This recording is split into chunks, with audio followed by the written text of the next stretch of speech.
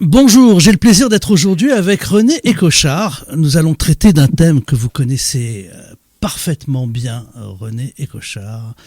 Monsieur le professeur, vous êtes docteur en médecine, professeur à l'université Claude Bernard, c'est Lyon 1. Vous êtes membre du laboratoire de biostatistique santé de Lyon et vous venez de publier un nouveau livre sur les différences entre les hommes et les femmes, ce que l'homme doit à son chromosome Y, les révélations des neurosciences sur ces fameuses différences dont on parle tant entre les hommes et les femmes, et ça va être le sujet de notre conversation. Merci d'avoir accepté mon invitation, d'abord, monsieur le professeur.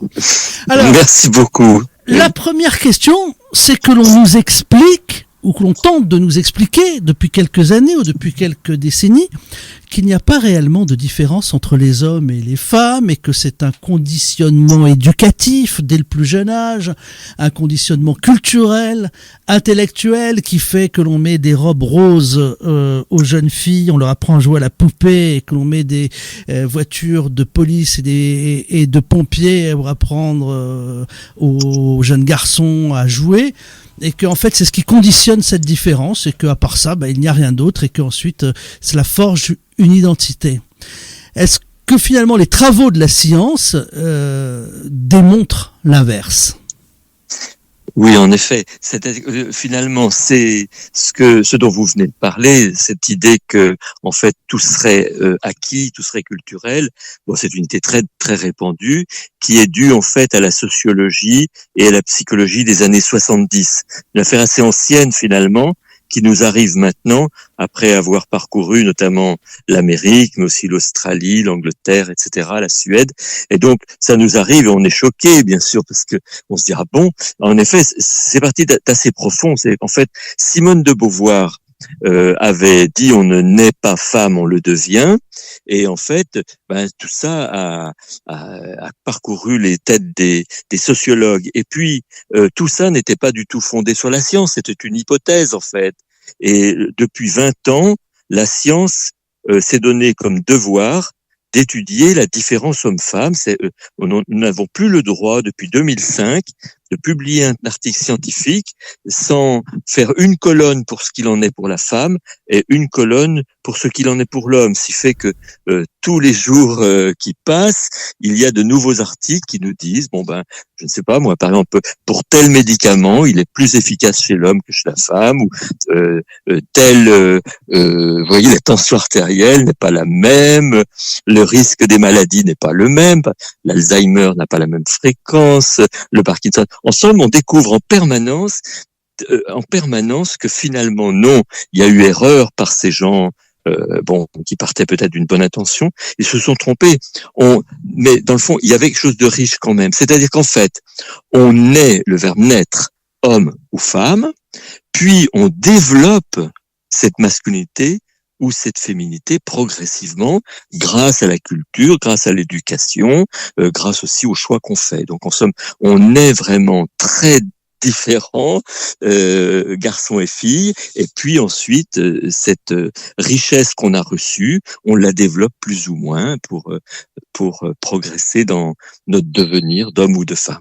Ce que vous dites est passionnant parce que finalement la science, les scientifiques du monde entier sont allés à l'inverse des thèses wokistes. Les thèses wokistes voudraient à dire on fait plus de colonne homme-femme.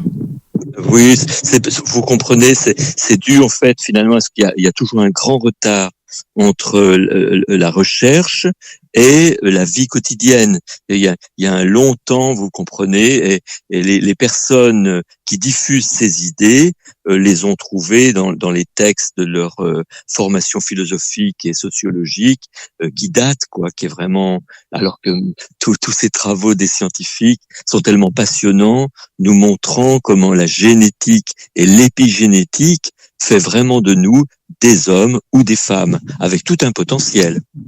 La vie ne s'était pas faite finalement, et on le voit en permanence sur les différences, même quand on fait de l'électronique ou de l'électricité, il y a le courant positif et le négatif, il y a le chaud, le froid, le jour, la nuit, la viande ou le poisson sont indispensables autant que les fruits et les légumes, finalement il y a les hommes et les femmes. Donc voilà, comme vous l'avez dit, c'est-à-dire qu'en fait, on est complémentaires, c'est-à-dire que la masculinité ne se comprend pas sans observer la féminité. Et la féminité se comprend vraiment lorsqu'on la voit en relation avec la masculinité. Donc, il y a vraiment beaucoup de potentiel pour l'avenir, vous voyez. Mais plus on va maintenant, petit à petit, quitter le débat, le conflit, la guerre des sexes, plus on va au contraire se dire, ah bon, mais la biologie nous donne des forces particulières à nous les hommes, ou des forces particulières à nous les femmes, plus on va pouvoir développer notre relation humaine et progresser dans notre façon d'être parents, d'être collègues dans une entreprise, etc. Donc oui, on ne peut se comprendre qu'en complémentarité. Ce qui est très important, c'est que les études scientifiques, notamment celles que vous avez montrées, finalement, visent à écarter toute opposition. Personne n'est supérieur à l'autre, on est simplement pas pareil et différent. Oui, c'est pour ça que votre comparaison avec le courant électrique est quand même très juste, quoi. C'est que ferait le plus s'il n'y a pas le moins, et que ferait le moins s'il n'y a pas le plus. C'est ensemble qu'on peut. Vous voyez, la sexuation a débuté il y a très longtemps dans le développement de l'univers. On parle de plus d'1 milliard d'années, et il y a eu l'apparition des fleurs, qui est totalement liée au masculin, au féminin. Et il y a que quelques espèces qui ne sont pas d'emblée masculines ou féminines. On pense aux œufs de tortue, aux œufs de certaines espèces très très anciennes comme ça, qui ont 200-300 millions d'années. Mais toutes les autres et toute la vie qui jaillit de la complémentarité du masculin et du féminin. Alors, je vais parler sous votre contrôle avec beaucoup d'humilité, j'ai compris. Dans nos gènes, on a 23 paires de chromosomes, voilà. 22 ne sont pas liés au sexe, et une est liée au sexe. Et ça détermine tout. C'est ça, du coup, il est juste aussi de dire qu'on a une très grande humanité commune. On a quand même 23e de nos gènes qui sont en commun. Donc, en effet, donc on a vraiment une commune humanité, mais la nature a prévu que chacun de nous ait dans chacune de ses cellules, c'est assez impressionnant, une marque particulière qui va faire travailler cette cellule de manière spécifique, soit que ce soit une cellule qui travaille comme chez un homme, ou une cellule qui travaille comme chez une femme, grâce au la 23e paire. Alors, c'est cette 23e paire qui commande finalement, j'allais dire, après les cheveux, le trait de caractère, la voix, ce qu'on appelle la féminité ou la masculinité. Oui, c'est ça, c'est qu'en fait, c'est assez impressionnant.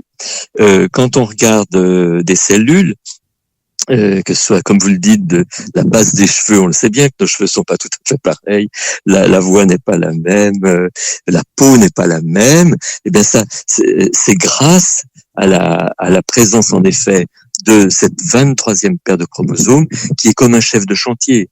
C'est-à-dire que l'ensemble des chromosomes va travailler quelque part un petit peu sous les ordres de cette 23e paire, qui fait que si vous voulez, notamment par exemple dans le cerveau, je prends un exemple, dans l'amygdale du cerveau, eh bien il y a plus de 2000 gènes qui travaillent différemment chez l'homme et chez la femme, alors que le chromosome Y a moins de 100 gènes lui tout seul, mais c'est un chef de chantier. Il fait travailler les autres. Le chromosome Y qui est celui de la masculinité. Voilà, et il fait travailler les autres chromosomes de la cellule de manière à ce que ça convienne pour un homme. Et au contraire, le 2e X de la femme, lui, fait travailler l'ensemble des chromosomes de la cellule de la femme pour que ces cellules travaillent de manière optimale pour une femme.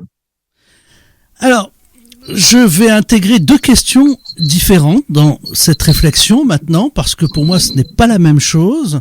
On va parler de l'homosexualité et aussi des transgenres. Est-ce que l'homosexualité qui existe depuis la nuit des temps n'a rien à voir avec cela? C'est simplement un plaisir que certains peuvent trouver avec d'autres personnes du même sexe, mais ils ont tous le même chromosome.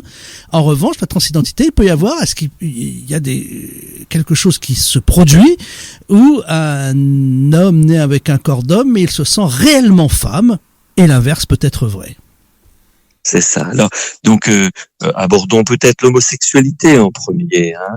Bon, si on parle d'homosexualité, il est nécessaire, comme toujours, mais encore plus, d'être extrêmement délicat. parce que on touche là au vécu de personnes. C'est pour cela que j'ai parlé de plaisir qui existe depuis la nuit des temps. Voilà. Et donc la biologie tente à nous dire que il ne faut plus dire qu'une personne est homosexuelle, parce que c'est pas le verbe être, comme s'il y avait une identité homosexuelle.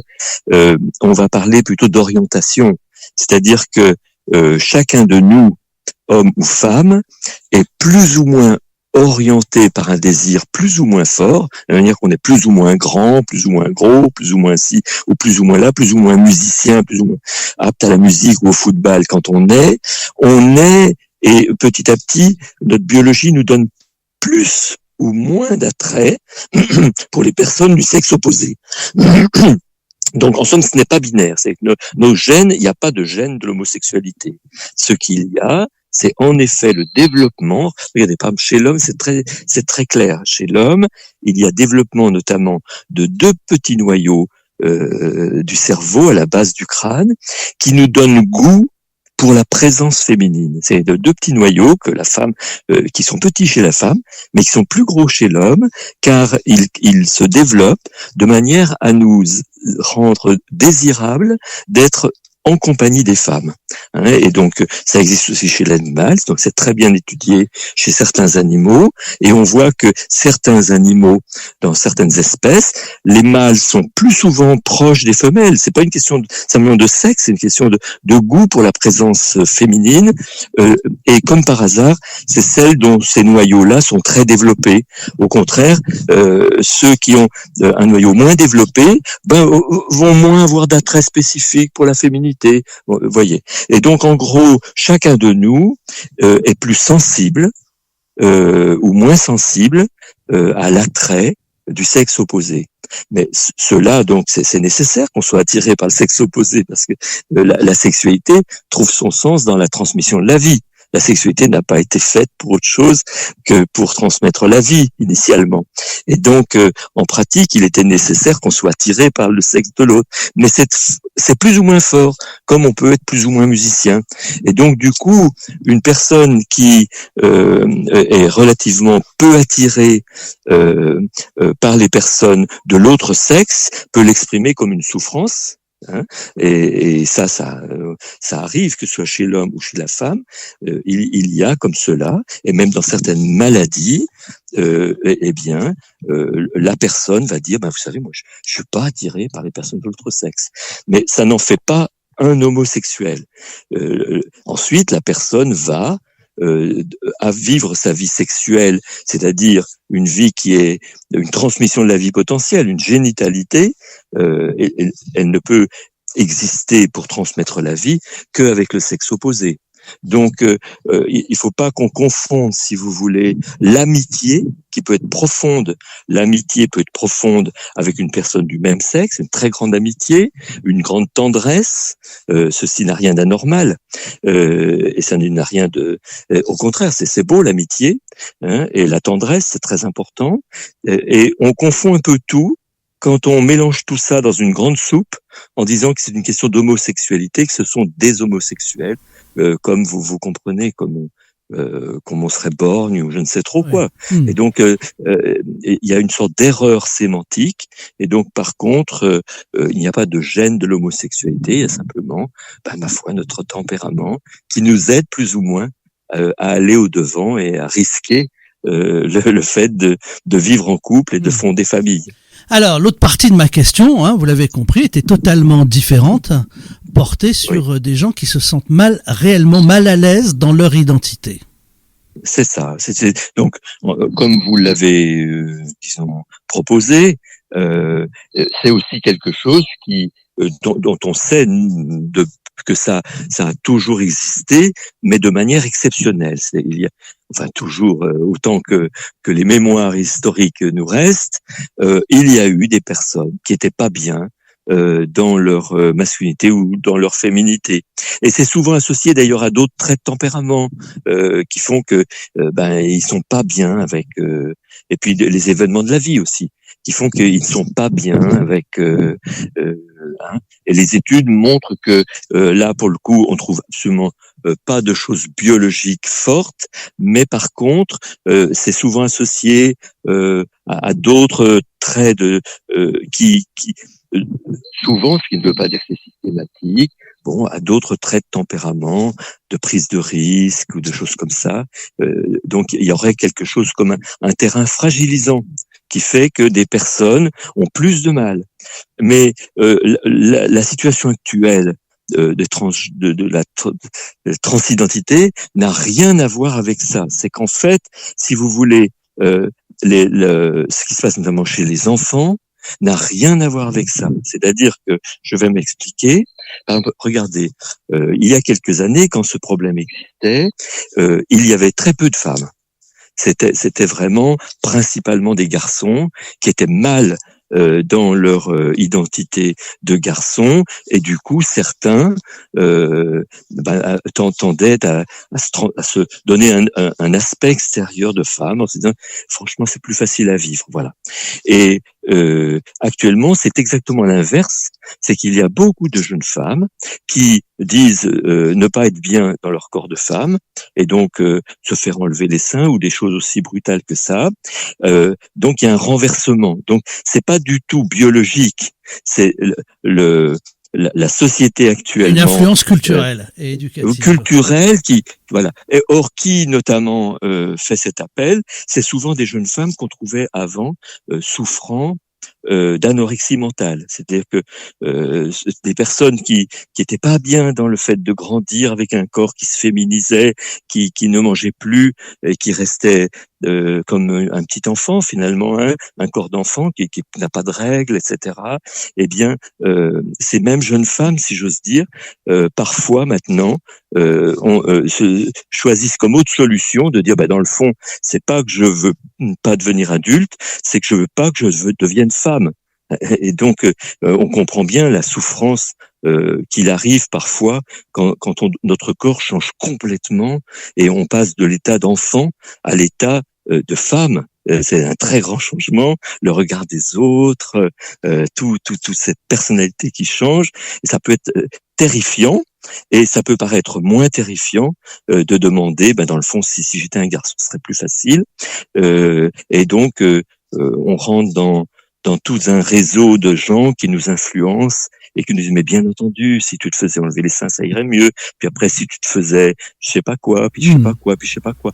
Alors qu'en fait, c'est plonger les personnes dans une très grande souffrance parce que déjà, toute personne qui va prendre de la chirurgie ou des médicaments à cause de cette souffrance, en demandant de changer d'aspect, va perdre sa fertilité. C'est les personnes sous prise en charge médicale pour changement d'aspect, eh bien vont toutes être stériles.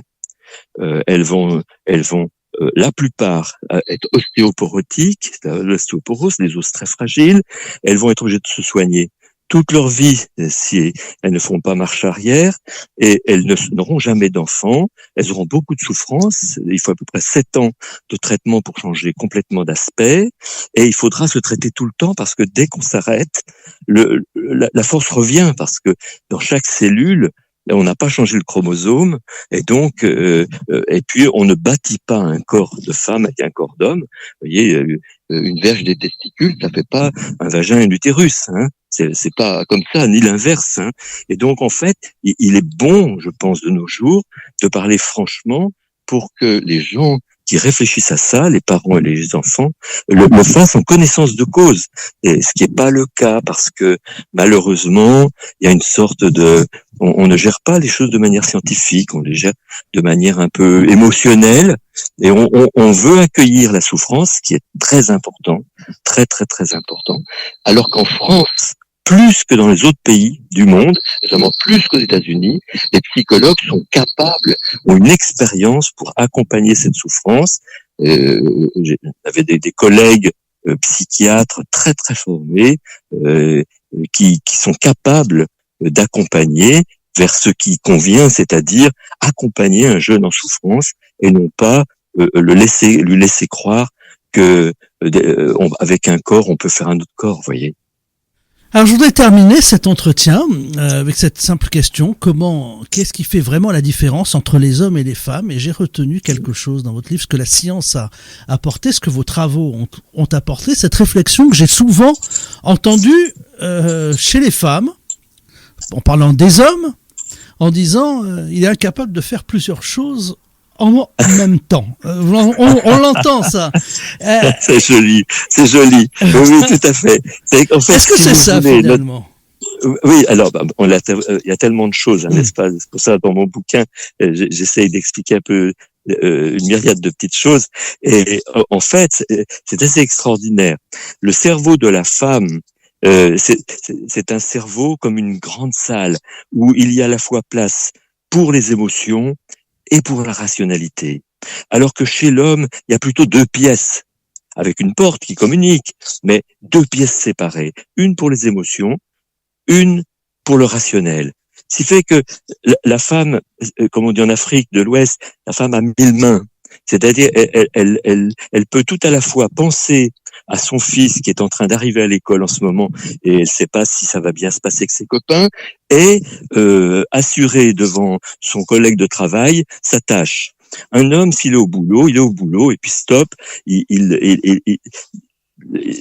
va avoir du mal à penser à téléphoner à sa femme. Ça fait partie de sa nature. Mais ça, c'est pas parce que c'est un manque de capacité de l'homme. Parce que si on rend inactif le chromosome Y de l'homme pendant la vie dans le ventre de sa maman, eh bien, il va évoluer comme une femme. Sous-entendu, la masculinité protège l'homme contre un trop grand contact entre les émotions et le rationnel. Cela semble-t-il afin que dans la famille et dans la société, il y ait tout à la fois des personnes pour lesquelles les émotions sont toujours présentes, et c'est souvent les femmes, et des personnes pour lesquelles il y a vraiment une distinction, et c'est souvent les hommes. Vous voyez, en fait, la nature semble avoir prévu qu'il y ait cette complémentarité entre des gens qui font 1000 choses à la fois et des gens qui se concentrent sur un aspect des choses. Vous voyez, donc c'est pas un déficit de l'homme, c'est une mission. C'est des tâches à accomplir finalement, la masculinité, la féminité. Vous voyez. Ah oui, dernier point que j'ai retenu aussi, ça va être aussi un conseil pour les futures mamans, voilà aussi. Oui. Quand la maman pendant sa grossesse subit une agression, quand elle est en colère, quand le climat est tendu, les répercussions sont plus fortes quand le nouveau-né va être un garçon que quand c'est une fille. Ah oui, ah oui. Alors comment expliquer cela?